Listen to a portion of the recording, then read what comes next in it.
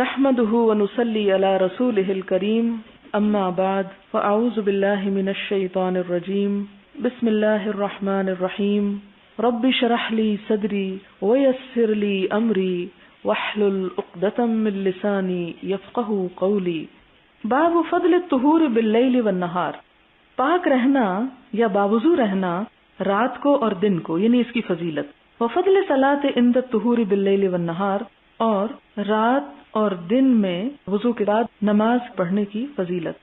حدثنا اسحاق بن نصر حدثنا ابو اسامہ عن ابی حیان عن ابی زرع عن ابی ہریرہ رضی اللہ عنہ ان النبی صلی اللہ علیہ وسلم قال لبلال عند صلاۃ الفجر یا بلال حدثنی بارجع عمل عملته فی الاسلام. آپ صلی اللہ علیہ وسلم نے ایک دن فجر کی نماز کے وقت حضرت بلال سے پوچھا. کیا پوچھا؟ یا بلال، اے بلال، حدثنی مجھے بتاؤ. کیا؟ بارجع زیادہ امید کیا ہوا عمل عملته فی الاسلام، جو تو نے اسلام قبول کر کے کبھی کیا ہو. یعنی کون سا تمہارا ایسا عمل ہے جس پہ تم سمجھتے ہو کہ تمہیں سب سے زیادہ ثواب ملے گا. فانی سمعت دفن علیک بین یدی، کیونکہ میں نے تمہارے جوتوں کی آواز اپنے آگے آگے سنی فی الجنت، جنت میں.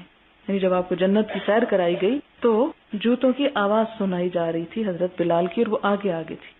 قالا، کہتے ہیں، ما عملت عملا ارجا اندی، نہیں میں نے عمل کیا کوئی عمل کہ جس سے امید رکھتا ہوں میں، انی لم اتطہر، مگر یہ کہ میں نے جب کبھی وضو کیا، طہورن کوئی بھی وضو، فی ساعت لیل او نہار، رات یا دن کی گھڑی میں، الا صلیت بذالک الطہور، مگر یہ کہ میں نے اس وضو کے ساتھ کچھ نہ کچھ نماز پڑھ لی، ما کتب لی ان اصلی، جو بھی مجھے توفیق تھی یا لکھا گیا تھا میری قسمت میں کہ میں پڑھ لوں. اب آپ کو شاید ایک بات یہ خیال آ رہی ہو کہ آپ صلی اللہ علیہ وسلم کا مقام تو سب سے زیادہ ہے، تو حضرت بلال کیسے آگے آگے جا رہے تھے؟ یہ تو آپ کے حق میں کمی ہوتی. نہیں، یہ بات نہیں ہے. بات یہ ہے کہ حضرت بلال جو تھے وہ سفر میں حضر میں آپ کے ساتھ رہا کرتے تھے، اور آپ کا سامان وغیرہ اٹھا کر آپ کے آگے آگے جایا کرتے تھے. تو جنت میں بھی اسی وجہ سے وہ ان کے آگے آگے چل رہے تھے، اور اس لیے بھی کہ وہ صرف آپ صلی اللہ علیہ وسلم کی یہ خدمت نہیں کرتے تھے بلکہ اس کے ساتھ ہی باوضو رہتے، اور جب بھی وضو کرتے تو تحیۃ الوضو پڑھ لیتے. اس نماز کو جو وضو کرنے پہ پڑھی جاتی ہے تحیۃ الوضو کہا جاتا ہے، یعنی وضو کے نفل. باب ما یکرہ من التشدید فی العبادہ، باب ما یکرہ جو ناپسند کیا گیا، من التشدید شدت برتنا، فی العبادت عبادت میں شدت برتنے کی ناپسندیدگی. حدثنا ابو معمر قال حدثنا عبد الوارث حدثنا عبد العزيز بن صہیب عن انس بن مالک رضی اللہ عنہ قال دخل النبی صلی اللہ علیہ وسلم، کہ نبی صلی اللہ علیہ وسلم داخل ہوئے، فاذا حبل ممدود، کہ دیکھا کہ ایک رسی باندھی ہوئی ہے، بین الساریتین، دو ستونوں کے درمیان، تنی ہوئی ہے یعنی لگی ہوئی ہے. فقالا، آپ نے پوچھا، ما ھذا الحبل، یہ رسی کیسی ہے؟ قالوا، تو کہا، ھذا حبل لزینب، یہ رسی زینب کی ہے. فاذا فترت تعلقت، جب وہ تھک جاتی ہے تو اس سے لٹک جاتی ہے. فقال نبی صلی اللہ علیہ وسلم، نبی صلی اللہ علیہ وسلم نے فرمایا، لا، نہیں، یعنی یہ طریقہ ٹھیک نہیں، حلوہ، کھول دو اس کو، لیصلی احدکم نشاطہ، چاہیے کہ تم میں سے ایک اپنی چستی کی حالت میں اور اپنی تر و تازگی کی حالت میں نماز پڑھے. فاذا فطر، اور جب تھک جائے، فلیقعد، تو چاہیے کہ بیٹھ جائے، آرام کرے، لٹکے نہ. قال وقال عبداللہ بن مسلمہ عن مالک عن ہشام بن عروہ عن ابیہ عن عائشہ رضی اللہ عنہا قالت کانت عندی امرأۃ من بنی اسد، میرے پاس بنو اسد کی ایک عورت تھی. فدخل علیہ رسول اللہ صلی اللہ علیہ وسلم، تو آپ صلی اللہ علیہ وسلم میرے پاس تشریف لائے. فقال من هذه، تو آپ نے پوچھا یہ کون ہے؟ قلت فلانا، میں نے کہا فلاں عورت، لا تنام باللیل، جو رات کو نہیں سوتی، یعنی وہ اس چیز میں مشہور تھی. تذکر من صلاتها، حضرت عائشہ اس کی نماز کا ذکر کر رہی تھی. فقال، تو آپ نے سن کے فرمایا، مہ، بس علیکم ما تطیقون من الاعمال، تم پہ لازم ہے کہ اتنا ہی عمل کرو جس کی تم طاقت رکھتے ہو. فإن اللہ لا یمل، کیونکہ اللہ نہیں تھکتا، حتی تملو، حتی کہ تم تھک جاؤ گے. یعنی جب کوئی تم عمل کرو تو ایسا نہ کرو کہ اکتا جاؤ، کیونکہ اللہ تعالیٰ نہیں تھک جائیں گے، تم تھک جاؤ گے. یعنی اتنا ہی کرو جو تمہاری استطاعت اور قدرت میں ہے. اس کا یہ مطلب بھی نہیں کہ اگر انسان کی استطاعت کسی کام کی ہے تو جان بوجھ کے اس میں سستی برتے. یہ سستی کے لیے دلیل یا جواز نہیں دیا جا رہا، یا مراد یہ کہ درمیانہ روی بہترین ہے. باب ما یکرہ من ترک قیام اللیل لمن کان یقومہ، ناپسندیدگی جو چھوڑ دے قیام اللیل اس کے لیے جو پہلے قیام کرتا ہو. یعنی ایک شخص جو پہلے قیام کرتا تھا پھر اس کو چھوڑ دے تو یہ بات اس کے حق میں ناپسندیدہ ہے. حدثنا عباس بن الحسين قال حدثنا مبشر بن اسماعيل عن الأوزاعي وحدثني محمد بن مقاتل أبو الحسن قال أخبرنا عبد الله قال أخبرنا الأوزاعي قال حدثنا يحيى بن أبي كثير قال حدثني أبو سلمة بن عبد الرحمن قال حدثني عبد الله بن عمرو بن العاص رضی اللہ عنہما قال قال لي رسول اللہ صلی اللہ علیہ وسلم کہ مجھ سے نبی صلی اللہ علیہ وسلم نے فرمایا کیا یا عبداللہ اے عبداللہ لا تکن مثل فلان فلاں شخص کی طرح مت ہو جانا کان یقوم من اللیل جو رات کو قیام کیا کرتا تھا فترک قیام اللیل تو پھر اس نے قیام اللیل چھوڑ دیا. وقال ہشام کہتے ہیں حدثنا ابن ابی العشرین قال حدثنا الاوزاعی قال حدثنا یحیی عن عمر بن الحکم بن ثوبان قال حدثني ابو سلمة بهذا مثله وتابع عمر بن ابی سلمہ عن الاوزاعی. یہ مختلف روایتوں سے یہ حدیث آئی ہے جس کا معنی کیا ہے کہ کوئی نیکی کا کام کرتے ہوئے اس کو نبھانا چاہیے, بیچ میں چھوڑ نہیں جانا چاہیے. کیوں؟ اس لیے کہ یہ نہ کہا جائے وہ فلاں جو ایک کام کرتا تھا اور پھر وہ نہیں کرتا, یعنی یہ لوگوں کی جو گواہی ہوتی ہے وہ بھی اس کے حق یا خلاف جاتی.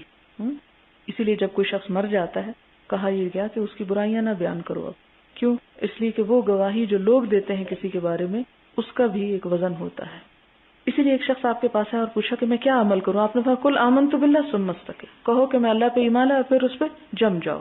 باب حدثنا علی بن عبد اللہ قال حدثنا سفیان عن عمرو عن ابی العباس قال سمعت عبد اللہ بن عمرو رضی اللہ عنہما قال لی رسول اللہ صلی اللہ علیہ وسلم, آپ نے فرمایا الم اخبر انک تقوم اللیل وتصوم النہار, کیا مجھے یہ خبر نہ ہوئی کہ تم رات کو قیام کرتے تھے اور دن کو روزہ رکھتے تھے. قلت انی افعل ذلک, میں نے کہا کہ میں ایسا ہی کرتا ہوں. قال فانک اذا فعلت, آپ نے فرمایا کہ اگر تو نے ایسا کیا حجمت عینک, تو تیری آنکھیں بیٹھ جائیں گی, ونفحت نفسک, اور تیری جان تھک جائے گی, کمزور ہو جائے گی, وان لنفسک علیک حق, تیرے نفس کا بھی تجھ پہ حق ہے, ولاہلک علیک حق, اور تیری بیوی کا بھی تجھ پہ حق ہے. فصم, تو روزہ رکھو, وافطر, افطار بھی کرو, وقم, اور قیام کرو, ونم, اور سویا بھی کرو. اس سے کیا پتہ چلتا ہے کہ نہ تو ترک قیام افضل ہے اور نہ ترک نوم افضل ہے. سونا بھی عبادت ہے اور جاگنا بھی عبادت ہے. یعنی عموماً ہم یہ حدیث کب کوٹ کرتے ہیں؟ جب کوئی شخص جاگتا ہو. یہ اس موقع کے لیے نہیں آئی, یہ اس کے لیے آئی جو ساری رات جاگتا ہو. اس کو کہا گیا کہ نہیں, تمہارے نفس کا بھی تجھ پہ حق ہے, سویا بھی کرو. لیکن اگر کوئی شخص سوتا بھی اور جاگتا بھی ہے تو اس کے لیے یہ مس کوٹ نہیں کریں کہ تم اتنی مت عبادت کیا کرو, سوئے رہا کرو. یعنی اسے غفلت کی دعوت نہ دیں, اسے کرنے دیں. آپ دیکھیں کہ عموماً لوگ اپنی جان کو جس چیز میں مرضی ہلاک کریں, کوئی پرواہ نہیں کسی کو. لیکن اگر کوئی شخص دین کے لیے کچھ کرتا ہے تو سارے اس پہ ترس کھانے لگتے ہیں کہ بیچارہ. باب فضل من تعار من اللیل فصلی, فضیلت جو شخص آنکھ کھلے رات کے وقت پھر نماز پڑھ لے. یعنی بعض اوقات ایسا ہوتا ہے نا, سوتے سوتے آپ کی اچانک آنکھ کھل جاتی ہے, تو آپ کیا کرتے ہیں, آپ کا اچھا چل اٹھ کے نماز ہی پڑھ لے, تو پڑھ لیں. یہ کیوں بات آئی؟ اس لیے آئی کہ ان باتوں سے بعض لوگوں نے پھر الٹا مطلب دیا اور کہا کہ جو تہجد پڑھے تو ہمیشہ پڑھے ورنہ کبھی بھی نہ پڑھے. وہ ٹھیک ہے کہ جو پڑھے اسے مسلسل پڑھنے چاہیے, لیکن اگر ایک شخص ہے وہ کسی وجہ سے مسلسل نہیں پڑھ سکتا اور کبھی کبھار پڑھ لینا چاہتا, ویکینڈ پہ پڑھتا ہے مثلا, یا اسی طرح چھٹیوں میں پڑھ لیتا ہے, یا سردیوں میں پڑھ لیتا ہے کیونکہ گرمیوں میں راتیں چھوٹی ہو جاتی ہیں تو اٹھنا زیادہ مشکل ہوتا ہے اور گرمی میں نیند بھی زیادہ آتی, تو ایسا شخص کیا تہجد بالکل نہ پڑھے یا اس کو منع ہے وہ تہجد پڑھنا؟ نہیں, اس کو منع نہیں ہے. اگر اس کی آنکھ کھل جاتی ہے کبھی تو کبھی کبھار بھی پڑھ سکتا ہے. لیکن ایک شخص جس نے پڑھنا شروع کیا اس کے لیے پسندیدہ یہی ہے کہ پھر اس کو نبھا جائے. اور اسی لیے کہا کہ اتنے پڑھو کہ جو نبھا لو. اسی لیے میں کہتی ہوں کہ اگر آپ صرف آدھا گھنٹہ بھی پہلے اٹھ جائیں نا اذان سے, یا 15-20 منٹ بھی, تو بھی چند رکعتیں نصیب ہو جاتی ہیں, بنسبت اس کے کہ آپ آدھی رات اٹھیں پڑھیں پھر سوئیں تو نیند نہ آئے اور پھر نیند آئے تو فجر بھی جائے. تو یہ نہیں کرنا چاہیے. حدثنا صدقة قال اخبرنا الوليد هو ابن مسلم عن الاوزاعي قال حدثنا عمير بن هاني قال حدثني جنادة بن ابي امية قال حدثني عبادة بن الصامت عن النبي صلى الله عليه وسلم قال من تعار من الليل, جس کی رات کو آنکھ کھل گئی, فقال لا اله الا الله وحده لا شريك له له الملك وله الحمد وهو على كل شيء قدير الحمد لله وسبحان الله ولا اله الا الله والله اكبر ولا حول ولا قوة الا بالله ثم قال اللهم اغفر لي او دعا استجیب فان تودع قبل الصلاة. کہ جس شخص کی کبھی رات کو آنکھ کھل گئی تو اس نے اٹھتے ہی کیا پڑھا؟ کلمہ پڑھا, لا الہ الا اللہ وحدہ سے آخر تک, اور پھر اس کے بعد اپنے لیے اس نے دعا کی اللہم اغفر لی, اللہ مجھے بخش دے, اور پھر نماز بھی پڑھ لی. تو ایسے شخص کی دعا بھی قبول ہو جائے گی, نماز بھی قبول ہو جائے گی.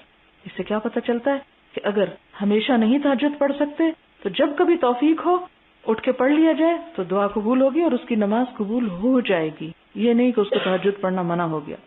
حدثنا يحيى بن بكير قال حدثنا الليث عن يونس عن ابن شهاب قال اخبرني الهيثم بن ابي سنان انه سمع ابا هريره رضي الله عنه وهو يقص في قصصه.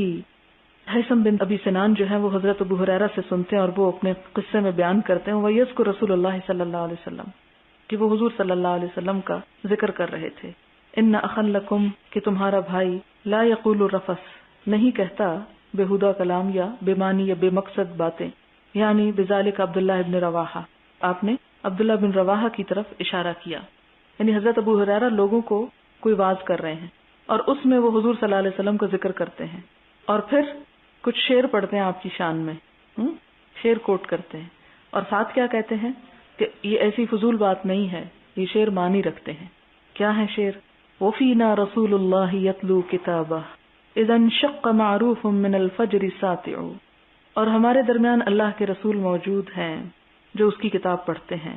کب؟ اذا انشق، جب صبح ہوتی ہے، من الفجر ساطع، فجر جو چمک والی ہوتی ہے. تو یہ یعنی نیکی اور خیر اور بھلائی کی باتیں ہم کو پڑھ کے سناتے ہیں. معروف اس لیے بیچ میں آیا. ارانا الہدا بعد العمی فقلوبنا، ارانا اس نے دکھائی ہم کو، الہدا ہدایت، بعد العمی اندھے پن کے بعد، فقلوبنا تو ہمارے دل، بہی موقنات اس پہ یقین کرنے والے ہیں، انما قال واقعو کہ جو کچھ آپ نے فرمایا وہ دل میں اترنے والا ہے. واقعو پڑھنے والا یعنی دل میں اترنے والا ہے. یبیت یجافی جنبہ عن فراشہ، وہ رات اس حال میں گزارتے ہیں کہ آپ کے پہلو بستر سے الگ ہوتے ہیں. اذا استثقلت بالمشرکین المضاجع، کہ جب مشرکین پر ان کے بستر بھاری ہو جاتے ہیں یعنی نیند ان کو زیادہ آتی ہے. یعنی ایک طرح سے فرق بتایا جا رہا ہے آپ صلی اللہ علیہ وسلم کے اخلاق، اعمال، طرز عمل کا اور مشرکین کا. تابع عقیل وقال الزبیدی اخبرني الزہری عن سعید والاعرج عن ابی ہریرہ. حدثنا ابو النعمان قال حدثنا حماد بن زید عن ایوب عن نافع عن ابن عمر رضی اللہ عنہما قال رأيت على عهد النبي صلى الله عليه وسلم كأن بيدي قطعة استبرق. حضرت ابن عمر کی یہ روایت کچھ الفاظ کے اختلاف کے ساتھ پہلے گزر چکی ہے. حضرت ابن عمر کہتے ہیں کہ رأیت میں نے دیکھا، علی عہد النبی نبی صلی اللہ علیہ وسلم کے زمانے میں، کأن گویا کہ بیدی میرے ہاتھ میں، قطعۃ ایک ٹکڑا ہے، استبرق دبیز ریشم کا، گاڑھے ریشم کا. فکأنی تو گویا کہ میں لا ارید مکانا من الجنت، نہیں میں ارادہ رکھتا کسی جگہ کا جنت میں، الا طارت الیہ مگر وہ اڑا لیتا ہے، یعنی مجھ کو وہ اڑا لیتا ہے طرف اس کے. تارا یطیر طیر، طیر پرندے کو بھی اسی سے کہتے ہیں، یعنی مجھے وہ ٹکڑا اڑائے لیے جاتا ہے. ورأیت اور میں نے دیکھا، کأن اثنین کہ دو لوگ، اتیانی میرے پاس آئے، دو فرشتے مراد ہیں. ارادا ان دونوں نے چاہا، ان یذهبا بی الی النار کہ مجھے لے جائیں آگ کی طرف. فتلقاہما ملک تو ان دونوں کو ایک اور فرشتہ ملا. فقالا اس نے کہا، لم ترا یعنی نہ ڈرو، خلیا عنہ اسے چھوڑ دو. یعنی ان فرشتوں سے کیا کہا؟ خلیا خالی کر دو اس کا راستہ، یعنی اس کو چھوڑ دو، جہاں جاتا ہے جانے دو. اور اس نے مجھے آ کے تسلی دی. فقصت حفصۃ علی النبی صلی اللہ علیہ وسلم احدى رؤیایا، تو حضرت حفصہ جو ان کی بہن تھی انہوں نے حضور صلی اللہ علیہ وسلم کے سامنے یہ خواب بیان کیا. فقال النبی صلی اللہ علیہ وسلم تو آپ نے تعبیر میں بتایا، نعم الرجل عبداللہ کتنا ہی اچھا انسان ہے عبداللہ، لو کان یصلی من اللیل اگر نماز پڑھتا ہو رات کو، یعنی رات کی نماز کی تعبیر کی. فکان عبداللہ تو تھے عبداللہ رضی اللہ عنہ یصلی من اللیل رات کو نماز پڑھا کرتے. وکانوا لا یزالون یقصون علی النبی صلی اللہ علیہ وسلم اور وہ ہمیشہ نبی صلی اللہ علیہ وسلم کو بیان کیا کرتے تھے، یعنی صحابہ کرام، الرؤیا اپنے خواب، یعنی جو رات کو خواب دیکھتے فجر کی نماز کے بعد کہا جاتا ہے کہ عموماً وہ خواب حضور کو سنایا کرتے. یقصون قصہ بیان کرنا، خواب بھی ایک کہانی بن جاتا ہے نا، اس لیے لفظ استعمال ہے. انہا فی اللیلۃ السابعۃ من العشر الاواخر مراد ہے شب قدر، رمضان کی 27ویں رات کو ہوتی. یعنی صحابہ کرام اپنے خواب جو سناتے تھے ان میں سے بہت سے صحابہ نے یہ خواب سنایا آپ کو کہ انہوں نے خواب میں دیکھا ہے کہ شب قدر 27ویں رات کو ہو رہی ہے. فقال النبی صلی اللہ علیہ وسلم تو بہت سے لوگوں کا یہ خواب سن سن کے آپ نے فرمایا، ارا میں دیکھتا ہوں رؤیاکم کہ تمہارے خواب قد تواطأت فی العشر الاواخر کہ وہ متفق ہیں عشرۂ اخیر پر. فمن کان متحریھا، تو جو کوئی اسے تلاش کرنا چاہے، اس کا ارادہ کرے، فلیتحرھا من العشر الاواخر، تو چاہیے کہ وہ آخری عشرے میں اس کو تلاش کرے۔ اس میں آپ دیکھیں دو باتیں اکٹھی ہو گئی ہیں ایک ہی حدیث کے اندر۔ ایک بات تو یہ ہے کہ حضرت عبداللہ بن عمر نے ایک خواب دیکھا، اس خواب میں انہوں نے کیا دیکھا کہ ریشم کا ایک ٹکڑا ان کو جنت میں ہر جگہ گھما رہا ہے، سیر کرا رہا ہے۔ اتنے میں دو فرشتے آ کے پکڑ لیتے ہیں ان کو، اور وہ ان کو جنت کی بجائے جہنم کی طرف لے جانے لگتے ہیں، اور لے جا ہی رہے ہوتے ہیں کہ رستے میں ایک اور فرشتہ مل جاتا ہے، وہ کہتے ہیں اس کو چھوڑ دو، مت لے جاؤ۔ تو یہ خواب ان کے لیے پریشان کن تھی کہ جنت سے جہنم کی طرف جا رہا ہوں اور پھر ایک رستے میں فرشتے نے چھڑوا لیا مجھے، یہ کیا چیز ہے؟ خواب خود نہیں سنایا، اپنی بہن کو کہا، انہوں نے جا کے حضور صلی اللہ علیہ وسلم کو سنایا، تو آپ نے کیا تعبیر بتائی کہ رات کی نماز یعنی تہجد پڑھا کرو۔ اب اس سے آپ اندازہ لگائیں کہ حضرت عبداللہ بن عمر سے بڑھ کے آپ کو کوئی سنت کا متبع نظر آتا ہے؟ جتنا ابھی تک آپ پڑھ چکے ہیں ان سے بڑھ کے کسی کے اندر ایسا شوق نہیں ملتا، لیکن ان کو بھی یہ خواب دکھا کے کیا بتایا گیا کہ باقی سنتوں کا اتباع تو بہت اچھا ہے، لیکن ذرا سی اس میں اس نیکی کا بھی اضافہ کر لو۔ ایک اور بات یہاں سے یہ پتہ چلتی ہے کہ اگر نفل کی طرف توجہ دلائی جا رہی ہے تو کہاں یہ کہ ہم رات میں فجر کی نماز ہی چھوڑ دیں، یعنی رات کی نمازوں میں آتی ہے نا فجر کی نماز، رات کے دونوں کناروں پہ عشاء اور فجر، تو وہ چھوڑ دیں تو کیا حال ہوگا؟ اور پھر ہمارا مقام تو وہ نہیں، نہ ہم اتباع سنت میں اتنے آگے، نہ اتنی محبت ہے ہمارے دل میں حضور صلی اللہ علیہ وسلم کی۔ پھر آپ دیکھیں کہ دوسرا حصہ اس حدیث میں کیا آیا ہے کہ وکانو، کہ صحابہ کرام جو تھے، لا یزالون یقصون علی النبی صلی اللہ علیہ وسلم الرؤیا انہا فی اللیلۃ السابعۃ من العشر الاواخر، کہ صحابہ کرام میں سے بہت سے صحابہ نے آ کے شب قدر کے بارے میں 27ویں رات کی خواب بتائی، لیکن آپ نے یہ نہیں پھر بھی فرمایا کہ ہاں تم سب کے خواب ٹھیک ہے اور 27ویں ہی ہے۔ آپ نے جواب میں کیا فرمایا؟ ہاں تم سب کے خواب جو ہیں وہ شب قدر کو رمضان کے آخری حصے میں ثابت کرتے ہیں، جس سے پھر یقینی بات نہیں بتائی کہ جی یہی شب قدر ہے۔ ہمیں اس سے کیا پتہ چلتا ہے کہ ہمیں صرف ایک رات پر قناعت نہیں کر لینی چاہیے، بلکہ ایک سے زیادہ راتوں کا اہتمام حسب سہولت کرنا چاہیے۔ باب المداومۃ علی رکعتي الفجر، فجر کی 2 رکعتوں پر ہمیشگی، مداومت دائمی پڑھنا۔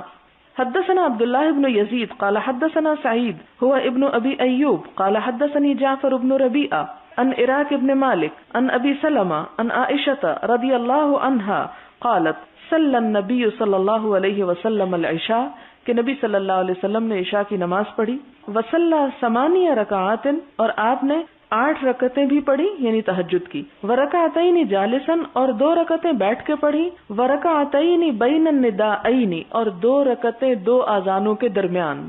کیا مراد ہے؟ یعنی فجر کی اذان اور تکبیر کے درمیان، جو کہ سنت فجر بنتی ہے۔ ولم، اور اہم حصہ اس حدیث کا کیا ہے؟ ولم یکن یدعہما ابدا، کہ آپ صلی اللہ علیہ وسلم ان 2 رکعتوں کو کبھی بھی نہ چھوڑا کرتے تھے، نہ سفر میں نہ حضر میں، کسی بھی حال میں۔ اس سے کیا پتہ چلتا ہے کہ فرض کے بعد جو نماز بہت زیادہ اہم ہے وہ فجر کی 2 سنتیں ہیں۔ باب الزجعۃ علی الشق الایمن بعد رکعتي الفجر، باب الزجع، لیٹ جانا، علی الشق الایمن، دائیں جانب، بعد رکعتي الفجر، فجر کی 2 رکعتوں کے بعد، یعنی 2 رکعتوں کے بعد اگر کوئی شخص تھوڑی دیر کے لیے لیٹ جاتا ہے، مثلا ایک شخص نے تہجد میں 2 گھنٹے گزارے، پھر صبح کی اذان ہو گئی، سنتیں پڑھی، ابھی انتظار ہے کہ فجر کی فرض نماز ہو، تو اتنی دیر میں وہ تھوڑی دیر ریسٹ کر لے تو اس کی اجازت ہے۔ حدثني عبد الله بن يزيد قال حدثنا سعيد بن ابي ايوب قال حدثني ابو الاسود عن عروة ابن الزبير عن عائشة رضي الله عنها قالت كان النبي صلى الله عليه وسلم، کہ نبی صلی اللہ علیہ وسلم اذا صلى ركعتي الفجر، جب فجر کی 2 رکعتیں پڑھتے تھے، استجع على شقه الايمن، تو وہ سوتے تھے اپنے دائیں پہلو پر یا لیٹ جاتے تھے۔ استجع کا مطلب ہے آرام کرنا، تھوڑی دیر آرام کرنا، لیٹنا۔ باب من تحدث بعد الرکعتین ولم یستجع، فجر کی سنتوں کے بعد یا 2 رکعتوں کے بعد باتیں کرنا اور نہ لیٹنا، یعنی اس حدیث سے یہ نہیں پچھلی سے پتہ چلتا کہ لازمی لیٹنا چاہیے۔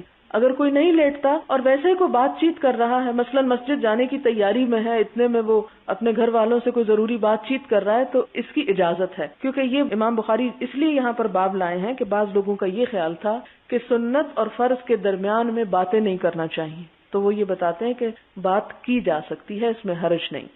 حدثنا بشر بن الحكم قال حدثنا سفيان قال حدثني سالم ابو النضر عن ابي سلمة عن عائشة رضي الله عنها ان النبي صلى الله عليه وسلم كان اذا صلى سنة الفجر کہ نبی صلی اللہ علیہ وسلم جب فجر کی سنت پڑھتے فَإِن كُنْتُ مُسْتَيْقِظَةً اگر میں جاگ رہی ہوتی حدثنی تو آپ مجھ سے بات چیت کرتے وَإِلَّا اسْتَجَعَ اور ادروائز کیا کرتے کہ لیٹ جاتے، یعنی اگر میں سو رہی ہوتی تو آپ بھی لیٹ جاتے حَتَّى يُؤَذَّنَ بِالصَّلَاةِ یہاں تک کہ نماز کی آذان ہو جاتی یعنی تکبیر ہو جاتی۔ باب الحدیث بعد رکعتي الفجر، فجر کی 2 رکعتوں کے بعد بات چیت کرنا۔ حدثنا علی بن عبد الله قال حدثنا سفيان قال ابو النضر حدثني ابي عن سلمة عن عائشة رضي الله عنها ان النبي صلى الله عليه وسلم كان يصلي ركعتين فان كنت مستيقظة حدثني والا استجع قلت لسفيان فان بعضهم يرويه ركعتي الفجر قال سفيان هو ذاك، پچھلی حدیث کی طرح۔ باب تعاہد رکعتي الفجر ومن سماهما تطوعا، تعاہد پابندی کرنا، عہد بھی ایک پابندی ہے نا، تو تعاہد پابندی کرنا رکعتي الفجر فجر کی 2 رکعتوں کی، ومن اور جس نے سماہما نام لیا ان کا تطوعا یعنی کہ سنت نماز ہے، یعنی جس نے ان کو سنت سمجھا وہ درست ہے، یعنی پابندی اپنی جگہ ہے لیکن اس پابندی کے باوجود یہ ایک سنت نماز ہے، فرض نہیں ہے۔ حدثنا بیان بن عمرو حدثنا يحيى بن سعيد حدثنا ابن جريج عن عطاء عن عبيد بن عمير عن عائشة رضي الله عنها قالت لم يكن النبي صلى الله عليه وسلم على شيء من النوافل أشد منه تعاهدا على ركعتي الفجر۔ حضرت عائشہ سے روایت ہے کہ آپ صلی اللہ علیہ وسلم کسی نفل نماز کی اتنی پابندی نہیں کرتے تھے جتنی فجر کی سنت کی 2 رکعتوں کی پابندی کرتے تھے، یعنی کبھی اس کا ناغہ نہیں کیا، اگر قضا بھی ہوئی تو ان کو قضا بھی پڑھ لیا۔ باب ما یقرأ فی رکعتي الفجر، باب جو پڑھا جائے فجر کی 2 رکعتوں میں، یعنی کیا پڑھا جائے سنتوں میں۔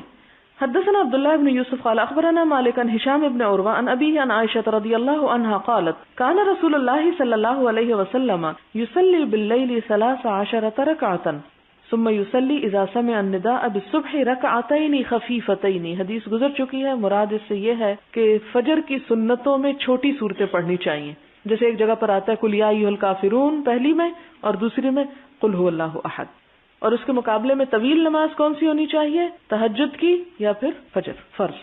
یہاں پھر آپ دیکھیں کہ پچھلی حدیث میں نفل کا لفظ آیا، فجر کے نفل، تو یہ نفل اردو والے نہیں ہیں بلکہ فرض کے مقابلے میں تطوع کا لفظ آ رہا ہے۔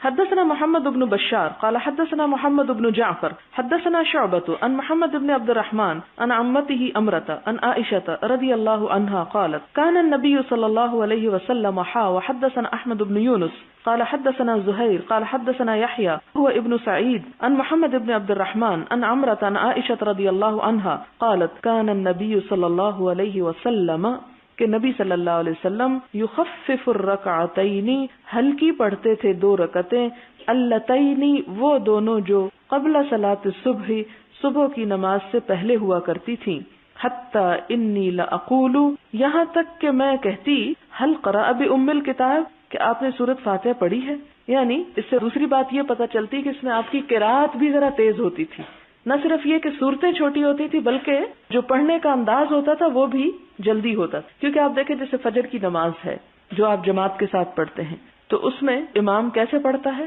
ٹھہر ٹھہر کے پڑھتا ہے، وَرَتِّلِ الْقُرْآنَ تَرْتِيلًا، لیکن اس کے مقابلے میں سنتیں تو وہ جب انسان خود سے پڑھے تو کیا کرے، یعنی اس میں بہت آہستہ نہ بھی پڑھے تو نماز ہو جائے گی، یہ مراد ہے۔ بابو ما جاء فی التطوع مثنا مثنا، اس بات کے بارے میں باب کہ نفل نمازیں 2 رکعت کر کے پڑھی جائیں، تطوع یعنی نفل نماز مثنا مثنا 2 قال محمد ويذكر ذلك عن عمار وابي ذر وانس وجابر بن زيد واكرمه والزهري رضي الله عنهم وقال يحيى بن سعيد الانصاري ما ادركت فقهاء ارضنا الا يسلمون في كل 2 من النهار۔ یہ بہت سارے جو راوی ہیں ان سب کا بھی یہی خیال ہے کہ نفل 2 کر کے پڑھنے چاہیے، 4 اکٹھے نہیں، اس کی نیت کرنی چاہیے۔ اور یحییٰ بن سعید الانصاری کہتے ہیں ما ادرکتو نہیں پایا میں نے فقہاء ارضنا اپنے زمین یا اپنے علاقے کے عالموں یا فقیہوں کو الا مگر یسلمون وہ سلام پھیر دیتے ہیں فی کل 2 من النہار دن کی نمازوں میں ہر 2 رکعت کے بعد، یہ مراد ہے، یعنی نفل 2 حدثنا قتيبة قال حدثنا عبد الرحمن بن ابي الموالي عن محمد ابن المنکدر عن جابر ابن عبداللہ قال كان رسول اللہ صلی اللہ علیہ وسلم يعلمنا الاستخارۃ. یہ بڑی اہم حدیث ہے. حضرت جابر بن عبداللہ کہتے ہیں کہ نبی صلی اللہ علیہ وسلم سکھاتے تھے ہم کو استخارہ یعنی استخارہ کی دعا.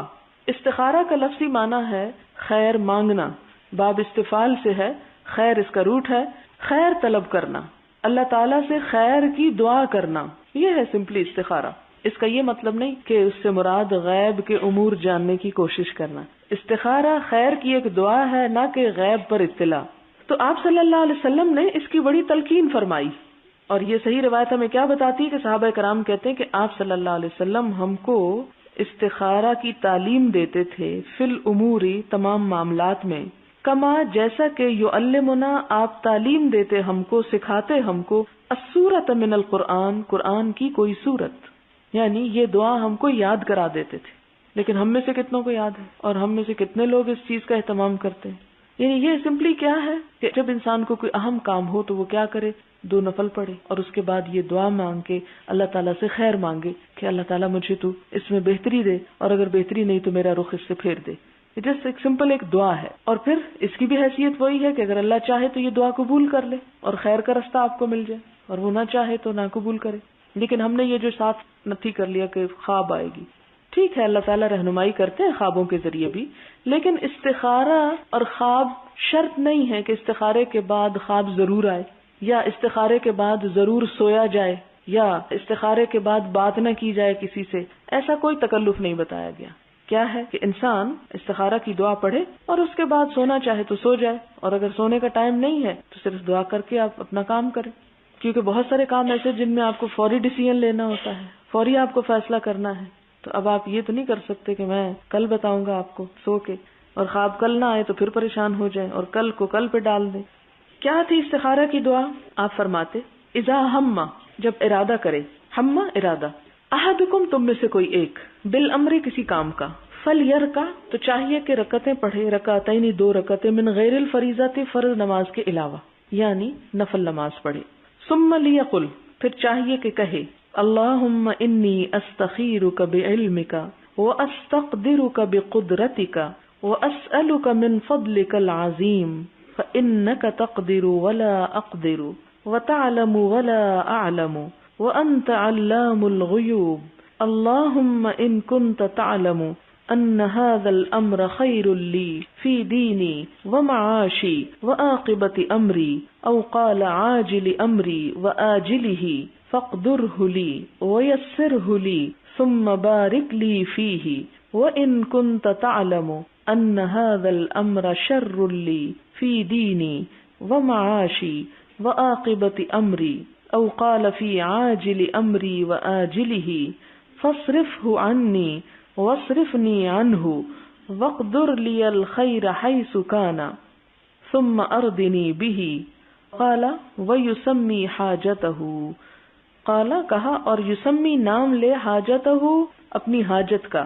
کہاں پر نام لے؟ یعنی امر کے بارے میں، جہاں امر کا لفظ آتا ہے. جی یہاں وقدر لکھا ہے، ایک اور روایت میں وقدر آتا ہے. اور اس میں آپ دیکھیں کہ اینڈ میں آپ نے یہ نہیں فرمایا کہ اس کے بعد کسی سے بات نہ کرے اور لیٹ جائے اور سو جائے اور خواب دیکھے اور اس کی تعبیر کرے یا پوچھے. کوئی ایسی بات آپ نے نہیں فرمائی ہے، ہم نے خود قیاس کر لی کہ اس سے ہمیں شاید زیادہ بڑی ڈائریکشن مل جائے گی. بہرحال ترجمہ دیکھتے ہیں دعا استخارہ کا. اللہم اے اللہ، انی استخیرک میں خیر مانگتا ہوں تجھ سے، بعلمک تیرے علم کے ساتھ، یعنی تیرے علم میں جو خیر ہے وہ خیر مجھ کو دے دے، مراد یہ ہے. وہ استقدرک اور میں طاقت چاہتا ہوں، بقدرتک تیری قدرت کے ساتھ، یعنی مجھے تو اگر یہ بہتر ہے تو اس کام کے کرنے کی ہمت دے. واسألک اور میں سوال کرتا ہوں تجھ سے، من فضلک العظیم تیرے فضل عظیم کی، یعنی بڑے فضل کی. فإنک تقدر کیونکہ تو قدرت رکھتا ہے، ولا اقدر اور میں قدرت نہیں رکھتا. وتعلم اور تو جانتا ہے، ولا اعلم اور میں نہیں جانتا. وانت اور تو علام الغیوب جاننے والا ہے اور بہت جاننے والا ہے غیبوں کو. یعنی یہ نہیں کہا کہ اللہ میں بھی کچھ جاننے والا ہوں یا جاننا چاہتا ہوں. انت علام الغیوب. اللہم اے اللہ، ان کنت اگر تو تعلم جانتا ہے، ان ھذا الامر کہ یہ کام خیر لی بہتر ہے میرے لیے، فی دینی و معاشی، میرے دین اور میری معاش کے بارے میں، یعنی دنیا مراد ہے، وعاقبت امری، اور میرے آخری انجام کے بارے میں، یعنی انجام کار کے اعتبار سے مراد ہے عاقبت انجام، امری میرے کام کا، تو یہ مراد صرف آخرت نہیں ہے، مراد ہے انجام کار کے بارے میں تو جانتا ہے، کیونکہ دین اور دنیا اور انجام کار سے مراد دونوں ہو سکتے ہیں کہ اس کام کی بھلائی بھی اور آخرت کے لحاظ سے بھی یہ کام میرے لیے بہتر ہے۔ او قالا، یا آپ نے فرمایا عاجل امری، عاجلی جلدی، امری میرے معاملے کی، و آجلی ہی اور اس کی دیری، یعنی اس کام کا جو جلدی سامنے آنے والا نتیجہ ہے وہ، اور جو بعد میں یعنی لیٹر آن آخرت مراد ہے، پھر فقدرہ لی، تو اسے میرے مقدر میں کر دے، میری تقدیر کا حصہ کر دے اس کو، یعنی اگر آپ سمجھتے ہیں کہ یہ کام میری دین دنیا اور انجام کار کے لحاظ سے بہتر ہے